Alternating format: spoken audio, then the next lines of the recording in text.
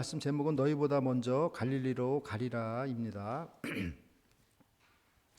예, 지금 학자들에 의하면은 이 마가복음이 16장 1절에서 8절이 지금 부활절 메시지인데 16장 8절에서 공식적으로 이 마가복음이 끝나는 거로 돼 있습니다. 그러니까는 이 부활절 메시지가 굉장히 짧고 약간 좀 이렇게 굉장히 쇼킹한 그런 느낌을 저희한테 줍니다. 그래서 오늘은 우리가 특별히 이 마가가 전하는 부활 메시지가 무엇인가 이것에 좀 더 초점을 가지면 좋겠습니다. 그 신학자 중에 그 영국 그 스코틀랜드의 유명한 신학자 윌리엄 바클레이가 이런 말을 했습니다. Jesus is not a figure in a book, nor a memory, but a living presence. 저는 이 말이 굉장한 정말 인사이트라고 이렇게 생각이 듭니다. 그러니까 우리가 책을 통해서 예수님을 배우고 또 우리가 또 기억하면서 예수님을 이렇게 믿고 이렇게 하는데 윌리엄 바클레이는 부활하신 예수님을 우리가 그렇게 따라서는 안 된다는 거죠. 우리가 부활하신 예수님을 믿는다면 부활하신 예수님은 책 속에 갇혀 있는 분도 아니고 우리 머릿속에 잔상으로 남아 있는 분도 아니고 바로 우리 옆에 계시는 리빙 프레젠스라는 것인 거죠. 그러니까 저는 이게 굉장히 놀라운 말씀이라고 생각해요. 그러니까 그러니까 예수님의 부활이 얼마나 정말 신비스럽습니까, 그죠? 근데 우리는 뭐 책을 통해 사실은 저도 이 책을 통해서 윌리엄 바클레이의 주석책을 통해서 이걸 이렇게 인용을 해왔는데 이게 참 이렇게 아이러니한 거죠. 그런데 이 윌리엄 바클레이는 주님은 책 속에 갇혀 있는 분이 아니라는 거예요. 기억력도 마찬가지고. 그래서 우리가 진짜 부활하신 예수님은 우리 기억 속에서 있는 그런 분이다. 우리는 그렇게 생각할 수가 있는데 생각해 보세요. 우리의 그 기억력이 얼마나 한계가 있습니까? 그죠? 저는 그냥 갑자기 사람 이름도 생각이 안 나더라고요. 그냥 순간적으로 이름 그러니까 기억력이 굉장히 약한 거예요. 그래서 이 시간이라는 게 예수님을 우리의 기억 속에서 점점 이렇게 지울 것입니다. 그러므로 우리는 예수님이 우리와 함께 이 살아계심을 우리는 여기에 집중을 해야 된다는 거죠. 어디를 가든 무엇을 하든 부활하신 예수님과 우리가 동고동락을 해야 하는 것입니다. 만일 그 부활하신 예수님께서 지금 우리 옆에서 만약에 귓속말로 이렇게 속삭인다면 무슨 말씀을 하실까요? 우리 고린도전서 15장 3절과 14절을 제가 읽겠습니다. 먼저 3절. 내가 받은 것을 먼저 너희에게 전하였노니 이는 성경대로 그리스도께서 우리 죄를 위하여 죽으시고, 그래서 예수 그리스도께서 우리 죄를 위해서 죽으셨다. 이 말씀을 가장 중요한 것입니다. 저는 예수님께서 이 말씀을 우리 귀 속에다가 해주시리라 저는 믿습니다. 자, 14절에는 무슨 말씀이죠? 그리스도께서 만일 다시 살지 못하셨으면 우리의 전파하는 것도 헛것이요 또 너희 믿음도 헛것이며. 그러니까 제가 이렇게 설교하는 거나 또 우리의 갖고 있는 믿음 있잖아요. 이런 게 부활하신 예수님을 빼놓으면은 다 유슬리스, 아무런 효과가 없다라는 거예요. 그러니까 예수님의 부활이 그렇게 왜 이렇게 중요할까요?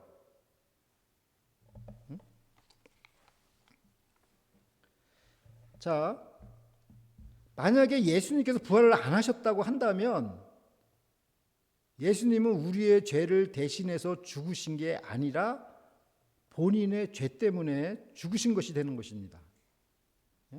그리고 성경에는 뭐라 그랬죠? 죄의 싹은 사망이요 이렇게 나왔기 때문에 죄의 대가가 죽음이기 때문에 부활하지 않으면 그건 죄의 대가로 죽은 거예요. 그러니까는 죄가 없는 사람은 무슨 말씀이에요? 반대로 죽지 않는다는 말씀이죠. 그러니까 죽지 않는다는 게 뭐예요? 부활하신다는 겁니다. 그러니까는 예수님께서 죽으신 것은 본인의 죄 때문에 죽은 게 아니라 우리의 죄를 대신해서 죽었다, 그 말씀을 지금 하시는 것입니다. 근데 예수님이 다시 살지 못하셨으면 우리의 죄는 씻겨지지 않고 그냥 그대로 지금도 그냥 갖고 있다라는 거죠. 그러니까 예수님이 부활하지 않으셨으면 우리의 믿음이 다 헛것이라는 거예요. 헛것. 죄가 하나도 안 씻겨지고 그대로 있는 겁니다. 그래서 이 부활절날 이것이 정말 예수님의 좀 가장 그 부활의 가장 큰 의미다, 이렇게 생각이 듭니다. 우리의 죄를 씻어주신 날, 확실하게 씻어주신 날, 그날이 바로 부활절이라고 저는 이렇게 생각됩니다. 자, 그러면 우리가 본문을 읽은 그 마가가 전하는 이 부활절 메시지는 무엇일까요? 마가가 전하는 오늘 부활절 메시지는 좀 약간 독특합니다. 자, 마가복음 16장 1절을 좀 보겠습니다. 안식일이 지나매 막달라 마리아와 야고보의 어머니 마리아와 또 살로메가 가서 예수께 바르기 위하여 향품을 사다 두었다가, 이렇게 기록되어 있죠. 여기서 이제 안식일이 지났다는 것은 이제 토요일 해 저물고 별이 3개가 뜬 시각을 말하는데, 이는 보통 오후 7시를 가리킵니다. 그러니까 오후 7시 이후에 이 세 여인들이 예수님의 몸에 바를 그 향품을 샀다라는 것을 지금 이렇게 설명하고 있죠. 그리고 그 다음 날 이제 새벽을 기다린 거죠. 자, 근데 여기서 이제 주목할 것은 이 굉장히 중요한 부활 소식을 전하는데 제일 먼저 언급된 사람의 이름이 참 중요한 것입니다. 그 사람이 누구예요? 메리 막달렌. 부활 소식이 우리 믿음에 있어서 가장 중요한데 그 중에 제일 첫 번째 등장한 이름이 메리 막달렌이라고 등락한 것은 우리가 그냥 넘어갈 일이 아닌 거죠. 이것은 그 막달라 마리아가 그 당시 그 초대 교회에서 가장 강한 그 리더십을 갖고 영향력을 행사했다라는 것을 우리한테 간접적으로 좀 보여주고 있는 것입니다. 우리 교회로 따지면 우리 예를 들어서 노건사님께서 이렇게 굉장히 이렇게 리더십을 가지시잖아요, 그죠? 그러니까 이런 만약에 우리 교회로 따지면 우리 노건사님이 메아리 막달라 이렇게 또 이렇게 생각할 수가 있어요. 근데 이제 우리가 여기서 이 마리아 막달라 마리아가 어떤 사람인가, 이것을 한번 살펴보는 게 좋겠다 생각됩니다. 누가복음 8장 22절. 또한 악귀를 쫓아내신가 병 고침을 받은 어떤 여자들 곧 7 귀신이 나간 자 막달라인이라 하는 마리아와, 이렇게 지금 소개가 됐어요. 막달라 마리아에 대해서. 그러니까는 간단하게 소개된 거죠. 근데 뭐래요? 과거에 7 귀신이 들렸던 자라는 거예요. 그러니까 이렇게 짧은 소개만 보더라도 그녀가 과거에 얼마나 힘든 생활을 하였는가를 우리가 짐작할 수가 있습니다. 그러니까 이런 여인을 예수님께서 그 7 마귀를 내쫓아내시고 정상적으로 이렇게 살게 하시니 이 막달라 마리아에게는 그 은혜가 얼마나 크겠습니까? 그죠? 그 이후로 이 막달라 마리아는 그냥 평생 예수님의 그 동역자가 된 것입니다. 그래서 그냥 예수님께서 처참하게 돌아가시는 그 십자가 거기까지 따라갔고 또 무덤에 묻히는 것까지도 따라갔습니다. 막달라 마리아는. 그 당시에 그 12명의 그 남자 그 제자들 있잖아요. 그 제자들은 행방불명이 된 상태였어요. 어디서 뭘 하는지, 십자가에서 막 고난 당하시고, 저쪽에서 한구통에서는 베드로가 그냥 저주하고 부인하고 나 모른다 막 이러고 있고, 나머지 가룟 유다는 그냥 자살하고 또 뭐예요? 나머지 어디 있는지 몰라요, 사람들이. 근데 이 막달라 마리아는 그냥 끝까지 예수님이 가신 곳 끝까지 그냥 따라간 것입니다. 마가복음 16장 2절을 보십시오. 안식 후 첫날 매우 일찍이 해 돋은 때에 그 무덤으로 가며, 그러니까 안식기 첫날은 오늘날로 말하면 일요일입니다. 썬데이. 그러니까 썬데이 그 새벽에 일찍이 무덤으로 간 것입니다. 그래서 미국 교회 이렇게 주로들 보면은, 한국도 마찬가지겠지만 부활절 되면은 아침에 일찍 예배를 드립니다. 아마 여기 미국 교회도 아마 오늘 그렇게 일찍 예배 드리고 간 것 같습니다. 보니까. 그러니까 이제 주일 아침에 간 거죠. 마가복음 16장 3절을 보십시오. 서로 말하되 누가 우리를 위하여 무덤문에서 돌을 굴려주리오 하더니, 그러니까 이 여인들은 그냥 주님을 그냥 맹목적으로 믿는 거죠. 그냥 오로지 주님한테만 신경을 썼는데, 막상 무덤 근처에 와 보니까 이거 무덤 그 문의 그 돌, 그걸 누가 이걸 굴려줄까, 이거를 미처 준비를 못했습니다. 이 무덤 문 이 구조가 어떻게 돼 있냐면, 위에서 이렇게 밑으로 경사가 돼가지고 굴리면 탁 닫히게 돼 있어요. 그러니까는 위에서 밑으로 굴리면은 그럼 몇 명도 이렇게 굴릴 수 있죠. 닫을 수 있죠, 쉽게. 근데 이제 이거를 열려면은 이게 저 무게가 한 1.5톤 정도 되고, 사이즈는 한 가로 세로 해가지고 한 1m, 2m 이렇게 되니까 한 장정 한 20명 정도가 이거를 돌을 굴릴 수 있다고 합니다. 그러니까는 여자 3명이 이걸 어떻게 굴리겠어요? 그러니까 이제 이걸 누가 굴리나 이렇게 염려가 되었던 것입니다. 마가복음 16장 4절을 보십시오. 눈을 들어본즉 돌이 벌써 굴려져 있으니 그 돌이 심히 크더라. 근데 참 감사하게도 큰 무덤문의 돌이 이미 굴려져 있었습니다. 이 돌을 누가 굴렸을까요? 오늘 찬송가를 보니까 천사가 굴렸다고, 이렇게 흰옷 입은 천사가 굴렸다고 하는데, 천사가 굴렸는지 하나님께서 굴렸는지 우리는 모르지만, 아무튼 누군가 이 돌을 굴린 것입니다. 저는 이거 역시 주님의 크신 은혜라 생각됩니다. 자, 마가복음 16장 5절을 보십시오. 무덤에 들어가서 흰옷을 입은 한 청년이 우편에 앉은 것을 보고 놀라매. 그러니까 이제 그 세 여인, 그 무덤이 크진 않잖아요, 그죠? 그러니까는 이 세 여인들이 그 컴컴한 그 무덤 안에 이렇게 들어가니까 얼마나 그 속이 깜깜하겠어요, 그죠? 그러니까 어디가 어딘지 잘 모를 거 아니에요. 그런데 우측편에 그 흰옷을 입은 한 청년이 앉아 있었던 것입니다. 그러니까는 얼마나 이 여인들이 놀랐겠어요, 그죠? 여기서 이 흰옷을 입은 청년은 분명 천사였을 것입니다. 그런데 마가는 이 천사를 왜 young man, 이 청년이라고 이렇게 기록하였을까요? 자, 이 마가복음에는 이 청년이라는 단어가, 이 young man, 이 단어가 딱 2번 나옵니다. 2번.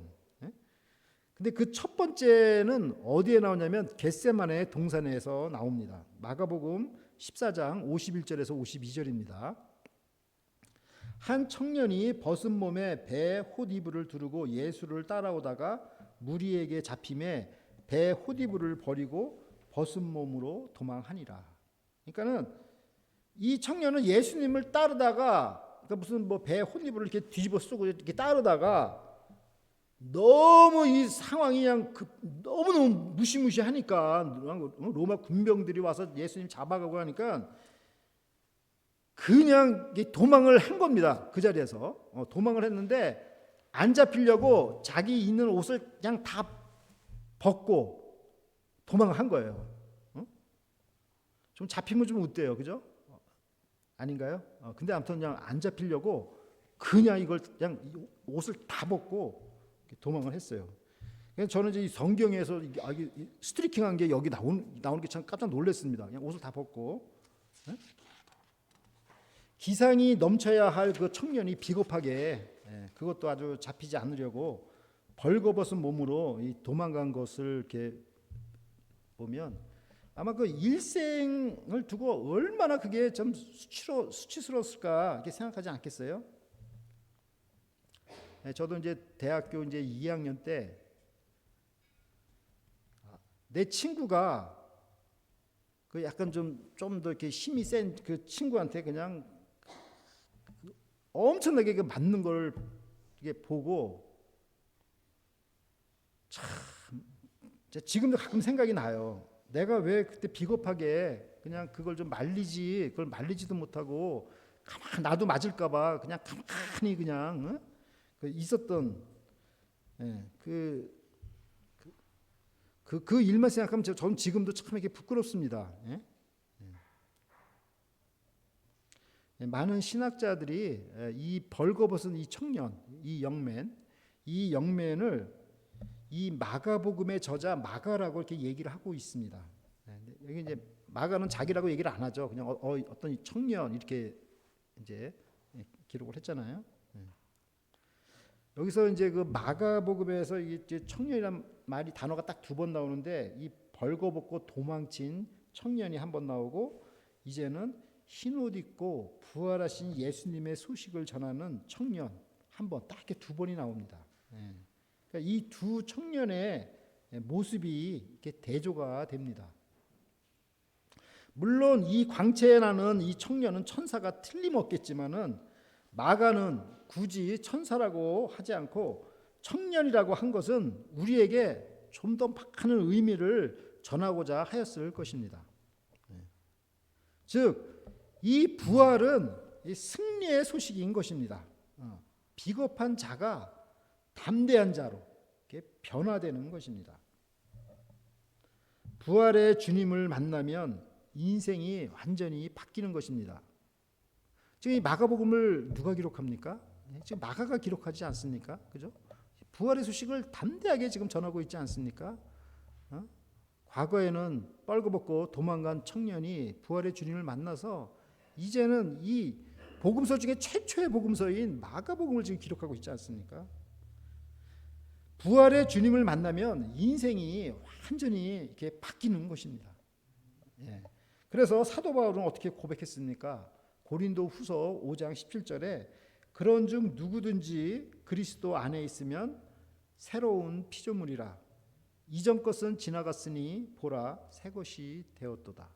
그러니까 부활하신 주님 안에 있으면 완전히 트랜스폼 되는 것입니다. 네, 우리가 오늘 아침에 우리 황인혜 자매님이 여기 나비 같은 그림들이 계속 달라붙어 있는데 이게 무슨 뜻인가요? 그래서 저도 모르겠더라고요. 이게 왜 나비가 이렇게 다 그려 있는지. 그래서 챗GPT한테 이렇게 물어보니까 트랜스포메이션을 상징한다고 합니다. 그러니까 완전히 바뀌는 거죠. 완전 트랜스폼. 그러니까 우리가 부활하신 예수님 안에 있으면 뉴 크리에이션이 되는 거예요. 비겁한 자가 그냥 담대한 자가 되는 것입니다. 예수님의 부활은 우리의 인생을 송두리째 바꿉니다. 전혀 새로운 피조물이 됩니다. 마가복음 16장 6절을 보십시오. 청년이 이르되 놀라지 말라 너희가 십자가에 못 박히신 나사렛 예수를 찾는구나. 그가 살아나셨고 여기 계시지 아니하리라. 보라 그를 두었던 곳이니라. 부활의 이 첫 소식은 바로 이 청년의 입에서 나왔습니다. 그리고 여기서 십자가에 못 박히신 예수 이것이 뜻하는 것은 우리의 죄가 사함을 받았다는 것입니다. 그리고 그가 살아나셨다는 것은 그 너희가 죄 사함 받았다는 게 증명되었다는 것입니다. 아까도 말씀드렸죠. 부활하지 못했으면 증명이 안 되는 거예요. 죄가 진짜 사함 받은 건지. 근데 예수님께서 살아나셨기 때문에 우리의 죄가 사함 받은 게 증명이 되는 거예요. 죄가 없는 사람만이 죄를 대신 져줄 수가 있습니다. 죄가 없는 사람은 죽을 수가 없습니다. 그래서 예수님께서는 죄가 없기 때문에 부활하신 것입니다. 로마서 1장 4절 말씀입니다. 성결의 영으로는 죽은 자 가운데서 부활하여 능력으로 하나님의 아들로 인정되셨으니 곧 우리 주 예수 그리스도시니라. 그러므로 주님의 부활로 말미암아 우리의 모든 죄가 완전히 탕감이 된 것입니다. 할렐루야! 완전히 탕감된 거예요. 예수님께서 부활하셔가지고 죄가 완전히 탕감이 된 겁니다. 근데 또 그냥 예배 끝나고 예배당 나가서 집에 갈 때 또 이렇게 죄의식에 또 시달리고 그렇게 하면 안 되겠죠. 예? 예. 예수님께서 부활하셔서 이제 죄 문제는 완전히 끝장을 내신 것입니다. 우리의 죄를 없애주신 이 부활하신 예수 그리스도를 이 시간 찬양을 드립니다. 아멘. 자, 마가복음 16장 7절을 보십시오. 가서 그의 제자들과 베드로에게 이르기를 예수께서 너희보다 먼저 갈릴리로 가시나니 전에 너희에게 말씀하신 대로 너희가 거기서 배우리라 하라 하는지라. 청년이 전하는 그 예수님의 메시지가 뭐죠? 제자들보다 먼저 갈릴리로 가서 거기서 만나자 이렇게 지금 말씀하신 것입니다. 그리고 여기서 포인트는 제자들과 베드로에게 가서 말하라 이 말씀입니다.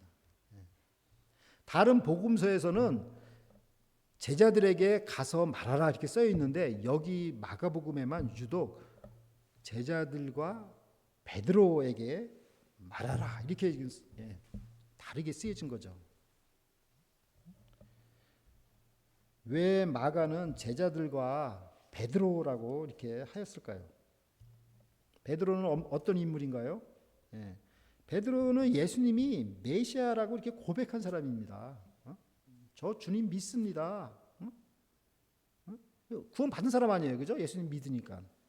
그런데 그 구원받은 사람이 주님의 길을 따라 가다가 그 환난과 핍박 앞에서 그냥 연약하니까 넘어진 것입니다. 마가복음 14장 71절을 보겠습니다. 베드로가 저주하며 맹세하되 나는 너희의 말하는 이 사람을 알지 못하노라 하니 이 사람이 지저스 크라이스트 아닙니까? 그죠? 그러니까 자기가 예수님은 그리스도다 메시아다 이렇게 고백을 해놓고 나서 자기가 이제 핍박을 당할 것 같으니까 저주했어. 자기 자신을 저주했으니까 이런 진짜 한마디로 이런 개똥 같은 경우 어디 있냐 하면서 이제 막 저주한 거죠. 베드로는 예수님께서 잡혀가시고 고난당하신 것을 보고 자신을 저주하며 예수님을 모른다고 3번이나 부인하였습니다. 이제 이렇게 부인하고 나니까 이제 어떤 생각이 들겠어요. 이제 자기 자신은 예수님의 제자의 반열에 끼어들 자격이 없는 사람이라 이렇게 생각하지 않았겠어요? 그런데 예수님께서는 뭐라 그랬어요? 제자들 and Peter 이렇게 말씀하신 거예요. 이 말씀은 뭐예요? 이 부활의 소식을 전하는데 특히 베드로에게 전하라 지금 이 말씀을 하는 것입니다.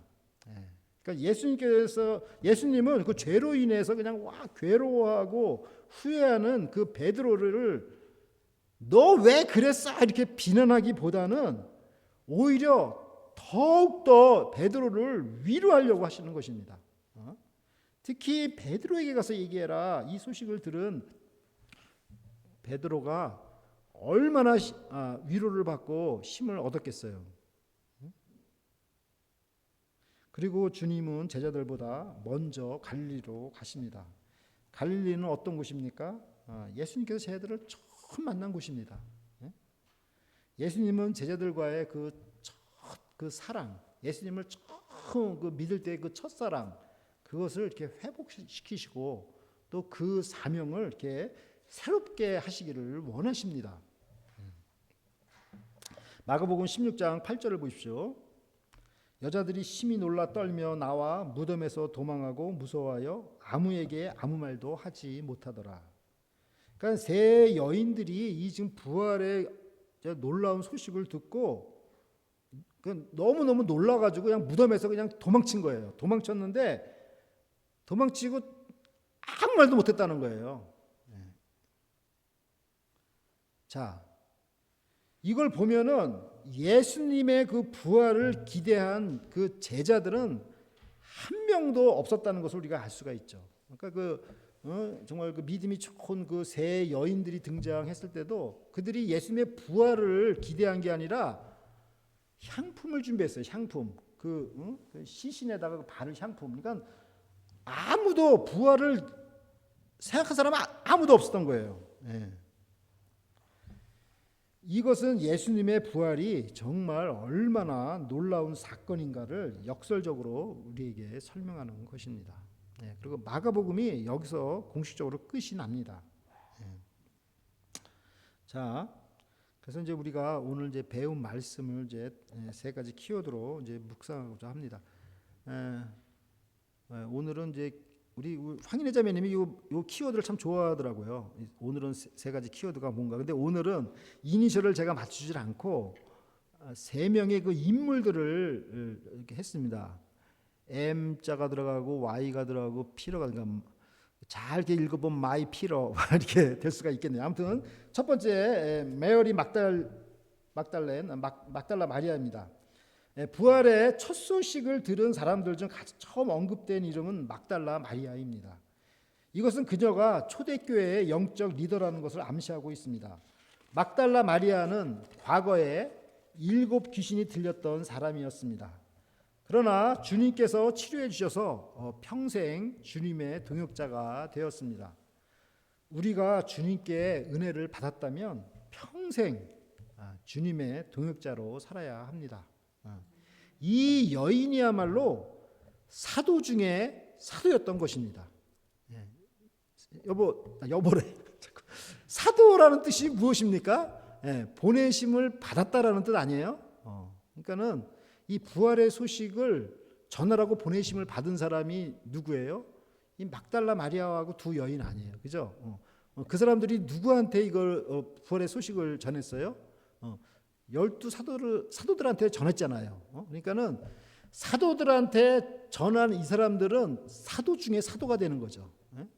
그러니까 그런 이 막달라 마리아가 이렇게 놀라운 삶을 살았던 거죠. 자, 두 번째 영맨 청년입니다. 청년. 마가복음에서 청년의 단어가 2번 나오는데 첫 번째 청년은 고난이 무서워서 벌거벗고 도망간 청년이었고 두 번째 청년은 흰옷을 입고 부활의 소식을 전하는 의젓한 청년이었습니다.